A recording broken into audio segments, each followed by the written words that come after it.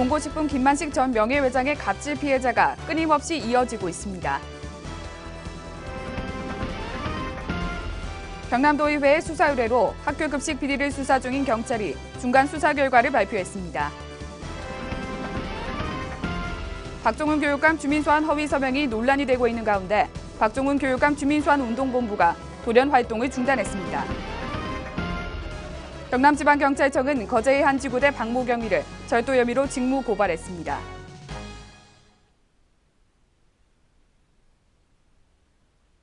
시청자 여러분 안녕하십니까? 하나뉴스입니다. 먼저 첫 소식부터 전해드립니다. 몽고식품 김만식 전 명예회장의 갑질 피해자가 끊임없이 드러나고 있습니다. 이번에는 전 운전기사의 폭로에 따르면 김 전 명예회장이 인간 조련사라고 말하며 비상식적인 행동을 일삼았다고 주장했습니다. 표영민 기자의 보도입니다. 몽고식품 전 임직원과 함께 운전기사 폭행 등 갑질 논란에 대해 대국민 사과까지 했던 김만식 전 명예회장.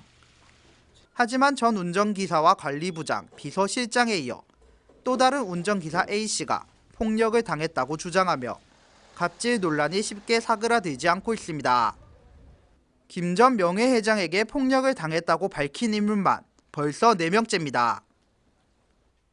새롭게 폭행 사실을 알린 전 운전기사 A씨는 지난 2009년부터 폭행은 물론 폭언도 일삼았다고 밝혔습니다.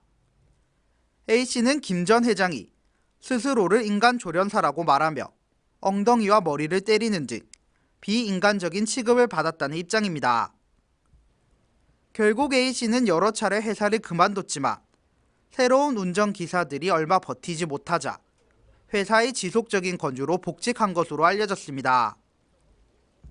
이처럼 김 전 회장의 갑질 논란으로 몽고식품의 이미지가 추락하고 있는 가운데 다른 곳으로도 불똥이 튀고 있습니다. 같은 몽고 강장 브랜드를 사용하지만 엄연히 다른 회사인 몽고 장류를 몽고식품으로 혼동하는 사람들로 인해 골머리를 앓고 있는 겁니다. 이제 법인 직원 분리도 있고 하지만 같이 그 몽고 관장이라는 그 상표를 쓰고 있지 않습니까? 그러다 보니까 이제 그 내용을 잘 모르는 소비자 고객들이 일단 많이 질문이 오고 또 이제 혼동의 이제 우려가 있고 막 이렇습니다. 잘 모르는 분들이 있기 때문에 많이 이제 인식이 된 것도 사실 있습니다. 그러나 이제 그쪽 이제 그런 일을 당하고 있다 보니까 아무래도 좀 힘든 부분이 있죠. 그렇다고 해서 저희들이 발벗고 나서서 해명을 할 수도 없는 지금 현재 입장이고. 한편 몽고식품은 연이은 김 전 회장의 갑질이 언론에 보도되자 한때 홈페이지가 마비될 정도로 국민들의 관심이 집중된 상태입니다. 마산 중부경찰서와 고용노동부는 피해자들의 조사가 끝나는 대로 김 전 회장을 소환해 조사할 계획입니다. 몽고식품 김만식 전 명예회장의 갑질 논란. 꼬리에 꼬리를 물면서 끝을 알 수 없는 폭로전이 이어지고 있습니다. 하나뉴스 표영민입니다. 경남도의회 도교육청 학교급식에 대한 행정사무조사 특별위원회의 수사 의뢰로 학교급식 비리를 수사 중인 경찰이 11일 중간 수사 결과를 발표했습니다. 자세한 내용을 이만일 기자가 보도합니다. 창원의 한 급식업체입니다. 경찰이 내부에 들어가 사무실에 있는 문서를 압수합니다. 이 문서들은 위장업체를 설립해 입찰을 방해한 증거물입니다. 이렇게 위장업체를 설립해 동시투찰 또는 상호 담합하여 입찰을 방해한 12개의 급식업체가 경찰에 붙잡혔습니다.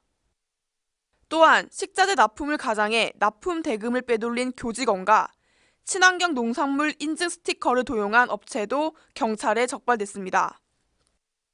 이렇게 적발된 업체는 총 17개, 총 12명이 입건됐고 그중 2명은 사기와 사문서 위조 동행사 등의 혐의로 구속영장이 신청됐습니다.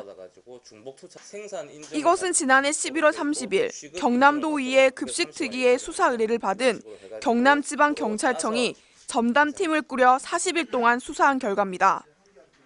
급식 비리 행위 유형 중에 입찰 방해는 학교 측의 입장에서 좀 더 저렴하게 식자재를 구매를 하거나 아니면 같은 값으로 더 양질의 식자재를 구매를 할 수 있음에도 불구하고 입찰방해 행위로 인해서 이런 기회가 박탈되는 것이고요. 소독 증명서나 그리고 친환경 스티커 도용 이런 사안은 다 위생과 관련된 사안입니다. 결과적으로 학생들의 건강권을 담보로 해서 자기들의 이익을 추구를 하는 그런 면에서 비난 가능성이 높다고 생각합니다. 한편 급식특위는 경찰의 87곳의 납품업체와 700곳의 학교에 대한 수사를 의뢰한 바 있어 수사가 진행될수록 비리 금액은 더 늘어날 것으로 예상됩니다. 하나뉴스 임하늘입니다. 박종훈 경남도 교육감 주민소환 운동 과정에서 불법 허위 서명 2,500여 장이 발견된 가운데 논란이 되고 있습니다. 보수 시민단체 세력과 진보 시민단체 세력이 이번 사안을 놓고 또 충돌이 빚어지고 있는 가운데 돌연 박종훈 경남도 교육감 주민소환 운동본부가 활동을 중단했습니다. 전주현 기자의 보도입니다. 박 교육감 주민 소환을 놓고 보수 시민단체와 진보 시민단체가 다시 충돌하고 있습니다. 진보 시민단체에서는 민간 차원에서 허위 조작 서명을 밝혀내기 위해 경남교육감 주민 소환 불법 허위 조작 서명 사건 진상규명위원회가 출범했습니다. 우리는 민주주의 근간을 흔드는 이번 사건과 박종훈 교육감에 대한 불법 서명 활동의 진상을 낱낱이 밝히고 뿌리 뽑기 위해 교육감 주민 소환 불법 허위 조작 서명 사건 규명위원회를 오늘 발족한다. 이들은 이번 불법 서명 사건은 민주주의와 지방자치를 농단하는 희대의 사건이라고 비난했습니다. 이번 불법 서명 사건은 민주주의와 지방자치를 농단하는 희대의 사건이다.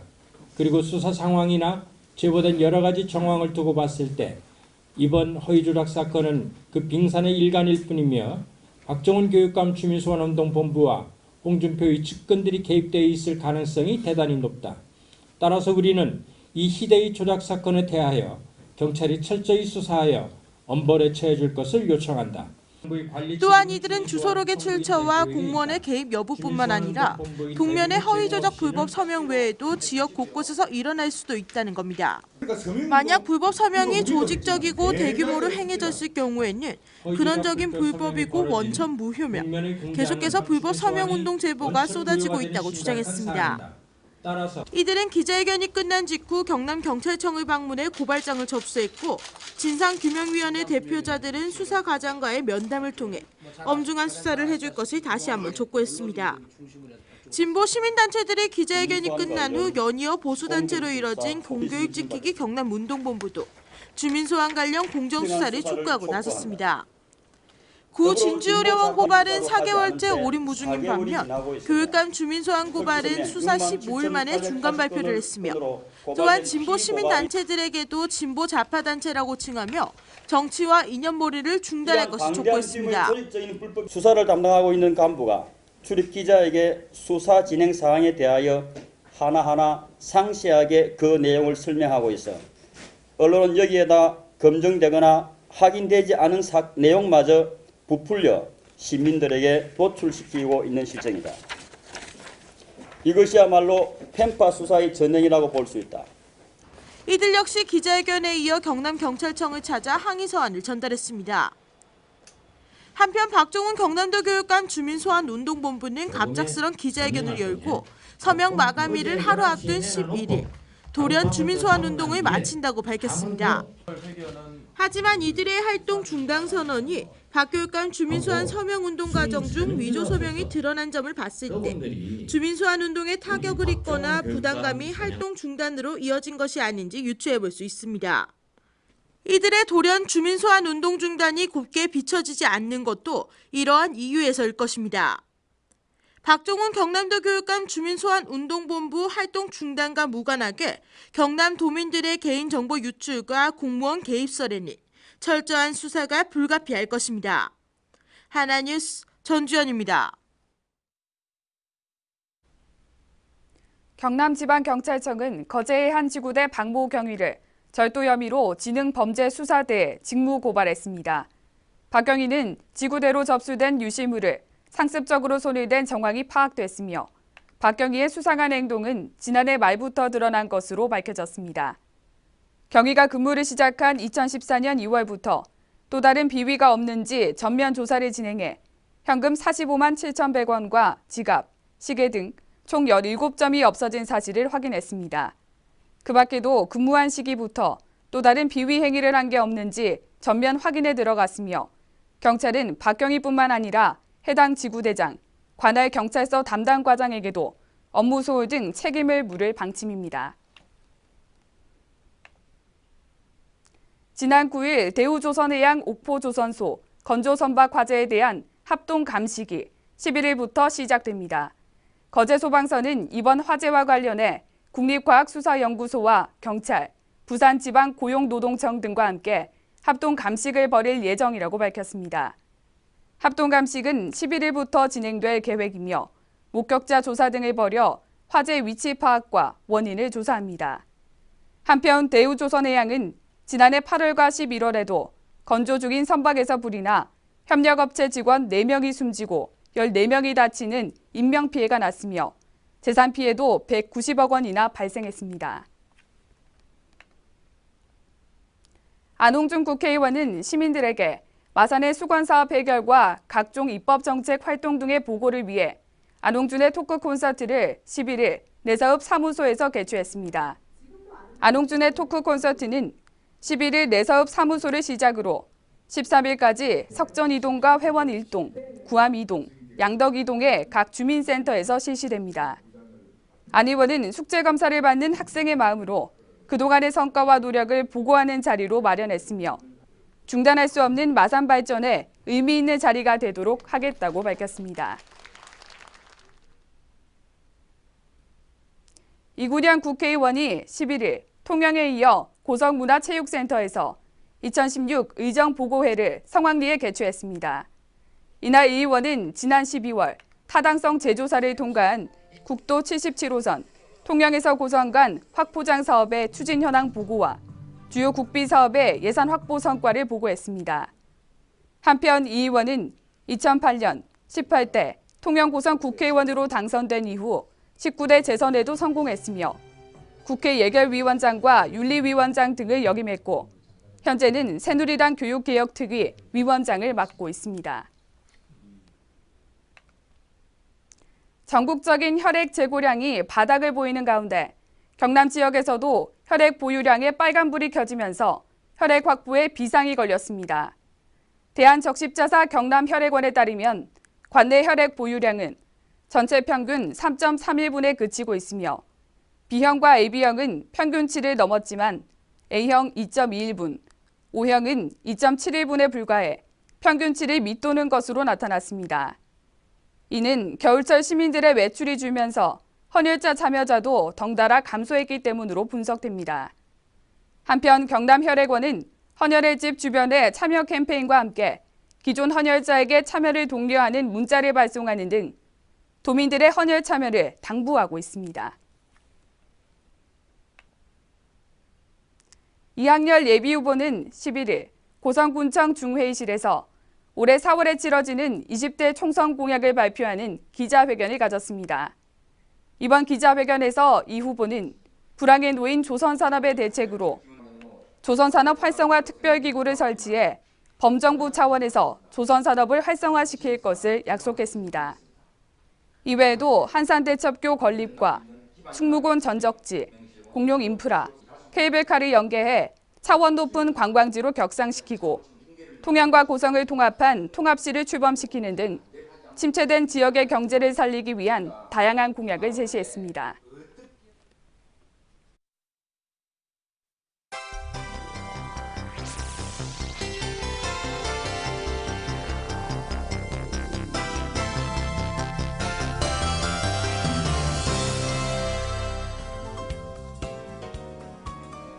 학교급식 예산 지원 문제 해결을 위한 경남도와 도교육청 간 실무협의가 오는 15일 재개됩니다. 지난 3차례 협의에서 급식 지원 규모를 두고 큰 이견차를 보였지만 홍준표 지사의 원만한 해결 지시와 도교육청의 새로운 실무자들의 활약에 따라 극적인 합의안이 나올 수 있을 것으로 기대되고 있습니다. 거제시는 거제종합사회복지관 운영자 변경에 따른 인수인계 관련 감사에서 자격 미달인 지원자의 면접 점수를 다르게 합산하는 방법으로 모두 4명을 부정 합격시킨 실무 책임자 3명을 적발했습니다. 또한 이들이 쌀 납품 비리에 관여했다는 정황까지 포착되면서 정도가 심한 2명은 중징계, 1명은 훈계 처분할 방침입니다. 통영의 한 인터넷 카페에서 오믈렛빵 공동 구매를 벌이고 530만 원을 챙겨 도주했던 30대 부부가 함안군 소재 모텔에서 경찰에 검거됐습니다. 용의자 A씨는 자신의 사건이 언론에 공개되자 자수하겠다며 시간을 번 뒤 도주해 경찰이 검거 후 구속영장을 신청했습니다. 하지만 초등학생 아이를 돌보는 점과 반성의 모습을 보여 구속은 면했습니다. 고성군은 홀로 사는 어르신 공동생활 가정 운영 사업을 민선 7대 복지 분야 핵심 공약 사업으로 본격 추진한다고 밝혔습니다. 이 사업은 홀로 사는 노인들이 마을의 경로당에서 공동 취사 생활을 할 수 있도록 지원하며 이로 인해 독거 노인들의 고독사나 위급 상황에 대처할 수 있을 것으로 기대한다고 군은 밝혔습니다. 경남도립미술관은 오는 3월 2일까지 소장 작품전을 개최합니다. 미술관은 지난 2004년 개관 이후 지금까지 1237점의 작품을 소장하고 있으며 이 중 150점을 도민들에게 선보이고 있습니다. 특히 이번 전시회는 브라보 경남 131호 소장품전으로 나누어 진행되며 개관 이후 미술관 전층을 대상으로 진행되는 소장전은 이번이 처음입니다. 이상인 창원시 의원이 한국 매니페스토 실천본부에 2015년 지방의원 매니페스토 약속 대상에서 최우수상을 수상했습니다.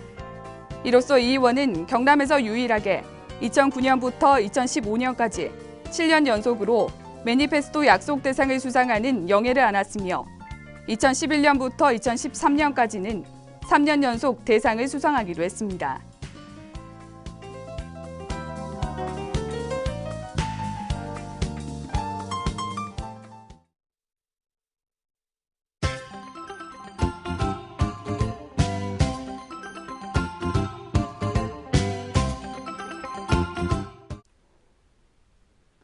창원시는 6월 11일까지 5개월간 2016년 상반기 공공근로사업을 추진한다고 밝혔습니다. 저소득층과 청년 미취업자를 대상으로 근로기회를 부여하는 이번 사업은 행정정보화와 공공서비스 지원, 환경정화, 기타 사업의 4개 분야에서 총 216개 사업장에 460명이 참여합니다. 통영시립사냥도서관은 오는 19일부터 양일간 초등학생 고학년을 대상으로 2016 겨울 독서교실 나는 미래의 글로벌 리더를 운영합니다. 이번 겨울 독서교실은 초등학생들이 영어에 좀 더 쉽게 접근할 수 있도록 원어민과 함께 세계 각국의 문화를 알아보고 스토리북을 만드는 등 다채로운 체험활동으로 실시할 계획입니다. 창원해양경비안전서는 10일 새벽 거제시 덕포초소 앞 갯바위에서 바다로 추락한 응급환자 J씨를 경비정으로 옮겨 태워 119 응급 차량을 이용해 인근 병원으로 후송했습니다. 창원해경은 J씨가 갯바위 낚시 중 음주와 부주의로 인해 갯바위에서 바다로 떨어진 것으로 보고 있습니다. 최평호 고성군수는 2016년 동계 시즌을 맞아 고성군을 찾은 전지훈련팀 선수단 격려에 나섰습니다. 최 군수는 고성군을 찾은 전지훈련팀 감독과 선수들에게 감사의 인사와 함께 올해 각종 대회에서 좋은 성적을 거두길 바란다고 밝혔습니다. 창원시립교향악단의 제292회 정기연주회가 오는 14일 오후 7시 30분 성산아트홀 대극장에서 신년음악회와 겸해서 개최됩니다. 이번 신년음악회는 한국의 정상급 지휘자인 박태영 상임 지휘자의 지휘로 드보르자크 교향곡 9번, 신세계로부터와 박쥐서곡 등 요한 슈트라우스의 명곡들이 무대에 오릅니다.